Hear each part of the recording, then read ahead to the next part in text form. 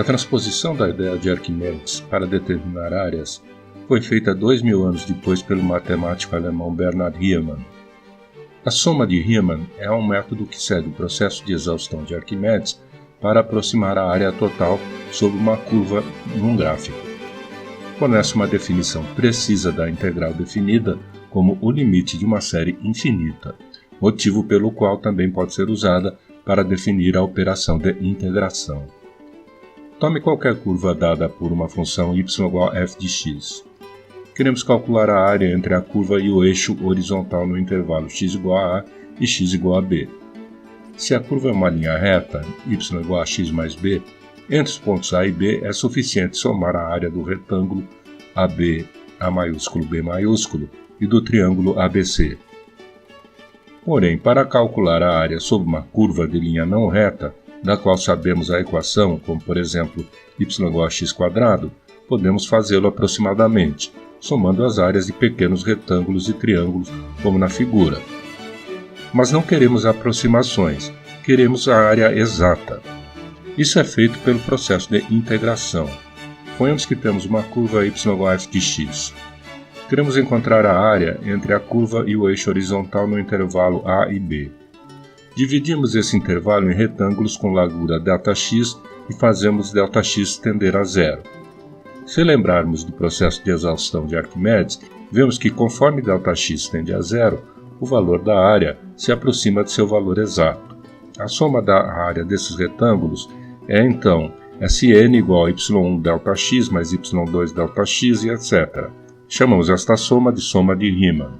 Assim podemos dizer que, se o número de intervalos n cresce sem limites e ao mesmo tempo Δx tende a zero, então a soma Sn tende a um limite S. Chamamos esse limite da integral definida de f de x no intervalo AB, simbolicamente dessa maneira. Assim, o limite é a soma das áreas de todos os retângulos, logo a área entre a curva e o eixo horizontal no intervalo AB é igual à integral entre A e B de y dx. A esse limite chamamos de integral definida de f de x no intervalo AB. Essa somatória é representada agora usando o símbolo da integral e o símbolo da derivada. A integral como antiderivada. Integração é o inverso da diferenciação. A integração está ligada à diferenciação por meio do teorema fundamental do cálculo. Como vimos, os fundadores do cálculo pensaram na integral como uma soma infinita de retângulos de largura infinitesimal, sendo dada por uma rigorosa definição matemática de integral por Bernhard Riemann, a soma de Riemann. Veremos agora como resolver o problema reverso proposto por Newton.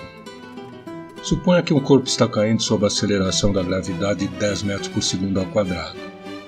No momento em que começa a medir o tempo, t igual a zero, sua velocidade inicial é 20 metros por segundo. Qual a velocidade depois de 3 segundos? Bem, o limite de ΔV sobre ΔT é igual à aceleração, que é igual a 10 metros quadrados por segundo. A aceleração é a razão da mudança de velocidade. Assim, para a aceleração instantânea, podemos escrever que o limite de ΔV sobre ΔT quando ΔT tende a zero é dv dt, mas dv dt é igual à aceleração. É a derivada da velocidade com respeito ao tempo. Agora note que, como a derivada a igual a 10 é uma constante, e de acordo com o processo inverso da diferenciação, a função que a causou deve ser de grau 1, portanto uma linha reta. Usamos o reverso do processo de diferenciação para obter a expressão que relata a velocidade do corpo. Assim, o termo 10 deve ser gerado por um termo igual a 10t. Mas, como veremos, não temos informações suficientes nesse processo, então temos de acrescentar um valor constante c. Esta linha reta tem uma inclinação alfa, porque dv dt igual a a igual a tangente de alfa igual a 10. Então a função que procuramos é uma das linhas pontilhadas abaixo, onde c é a interseção da linha com o eixo vertical, ou seja, onde t é igual a zero. Mas qual dessas linhas é a nossa função? Isso depende de mais informações do fenômeno físico em questão. Como sabemos que o corpo iniciou sua descida em t igual a 0 com v igual a 20 metros por segundo, podemos encontrar c substituindo esses valores na equação da velocidade. Então 20 igual a 10 vezes 0 mais c, então c igual a 20. Finalmente obtemos v igual a 10t mais 20. E a velocidade em t igual a 3 igual a 50 metros por segundo.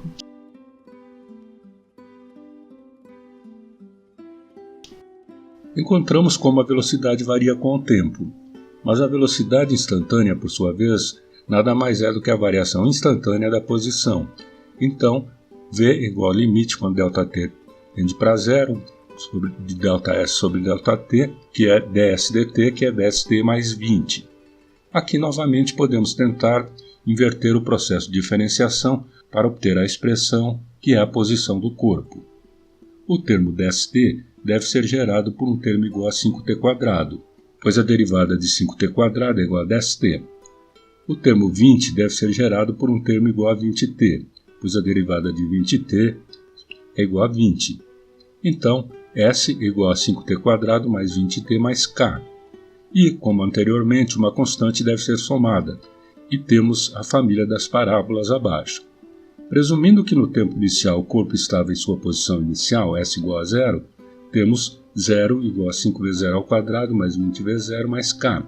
Então, k igual a 0. Então, para a distância, temos S igual a 5t² mais 20t, o que dá para o espaço percorrido após 3 segundos, 105 metros. Esse exemplo mostrou como a aceleração, segundo a derivada, obtemos pelo processo de antidiferenciação as expressões para a velocidade e a distância, descrevendo completamente o movimento do corpo. Incidentalmente, as expressões a igual a dv dt e v igual a ds dt levam o nome de equações diferenciais. Em resumo, numa equação, por exemplo, dy dx sobre dx igual a 6x² mais 2x menos 4, é simples obter a integral. Y igual a 2x ao cubo mais x² menos 4x mais c pela regra. Aumente um grau de cada termo e divida pelo novo expoente e acrescente uma constante. Criada por Leibniz, a notação para integração usa uma letra S de soma alongada.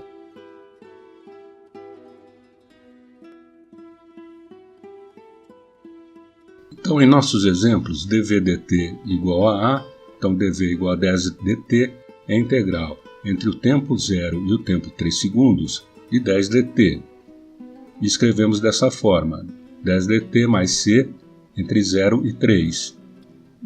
Então temos 10 vezes 3 menos c, menos 10 vezes 0 menos c, igual a 30 metros por segundo.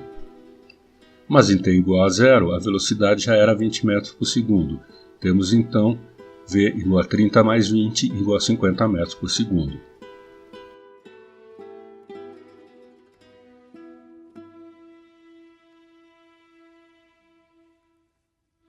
Para a distância, temos ds dt igual a v, logo ds igual a 10t mais c dt, logo s é a integral de 10t mais 20 dt. Então S igual a integral 10t mais 20, que é igual a 10t² mais 2 mais 20t mais k.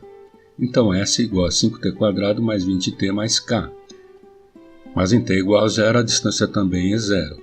Então, S igual a 5t² mais 20t. Assim podemos calcular a distância em qualquer tempo. Em particular, depois de 3 segundos, temos S igual a 105 metros. Note que primeiro usamos propositalmente o conceito de integral definida para obtermos a velocidade, ou seja, conseguimos um número v igual a 50 metros por segundo para a nossa velocidade. No segundo caso, usamos a integral indefinida. Nesse caso, não conseguimos um número, mas a equação do movimento. O que dá para o espaço percorrido após 3 segundos, 105 metros.